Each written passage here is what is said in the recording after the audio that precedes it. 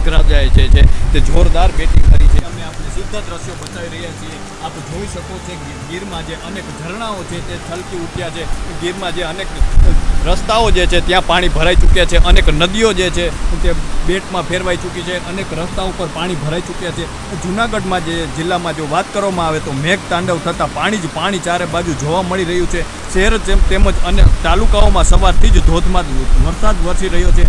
માંગરોળમાં સવારના 6 વાગ્યાથી 12 વાગ્યા સુધીમાં જો વાત કરવામાં આવે તો 12 ઇંચ જેટલો વરસાદ ખાબકતા ચારે બાજુ જળબંબાકારની સ્થિતિ સર્જાઈ છે।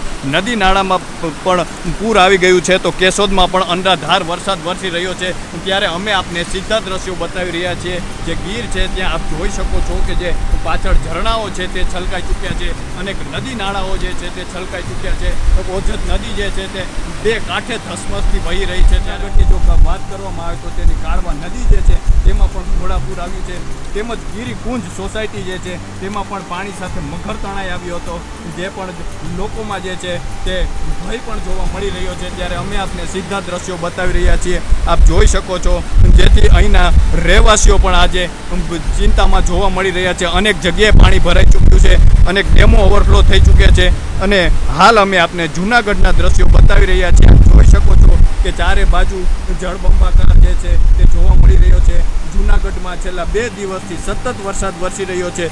જેના જિલ્લાના 3 તાલુકા સૌથી વધુ પ્રભાવિત થયા છે। જેમાં જિલ્લાના 44 રસ્તાઓ પણ જે છે તે બંધ છે। માંગરોળમાં એક SDRFની ટીમ પણ જે છે તૈનાત કરવામાં આવી છે। એક NDRFની ટીમને રાજકોટથી રવાના કરાઈ છે અને તેને માંગરોળ મોકલવામાં આવી છે।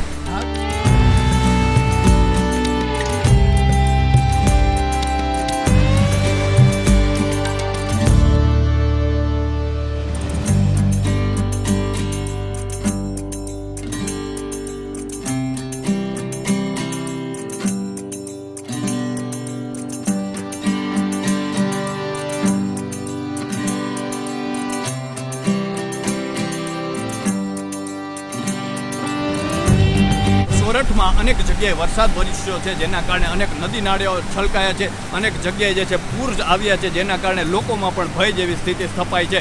તો અત્યારે તો બસ આટલું જ। ફરી મળતા રહીશું ને અપડેટ આપતા રહીશું વાત ગુજરાતી પર।